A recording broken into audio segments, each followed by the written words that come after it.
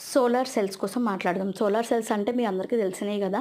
సూర్యరశ్మిని సన్ దగ్గర నుంచి వచ్చిన ఎనర్జీని మనకి ఇంట్లో ఉన్న ఎలక్ట్రిసిటీ కింద కన్వర్ట్ చేస్తదనమాట. దీనికి దీంట్లో చాలా ఎలిమెంట్స్ అనేవి వాడతారు. ఎలిమెంట్స్ అంటే ఏంటి? ఎలిమెంట్స్ ఉంటాయి కదా! ఆక్సిజను, నికెలు, సిలికాను ఇవన్నీ ఉంటాయి కదా! ఇవన్నీ ఏంటనంటే చిన్ని చిన్ని ఆహ్, ప్రోటాన్స్, న్యూట్రాన్స్ వాటిలతో కలిపి ఉన్న మాలిక్యూల్స్‌తో కలిపి ఇవి తయారైతా ఉంటాయనమాట. వీటిని సాధారణంగా ఎవరు విడదీయలేరు. ఇందుట్లో సిలికాన్ అనే ఎలిమెంట్‌ని ఎక్కువ వాడతారనమాట ఈ సోలార్ ప్యానెల్స్‌లో. ఈ సిలికాన్ అనే ఎలిమెంట్‌ని వాడడం వల్ల దీనికి కండక్టర్ కింద పనిచేసి సూర్యరశ్మిని మన ఇంట్లోనే ఎలక్ట్రిసిటీగా మార్చడానికి ఉపయోగపడుతది.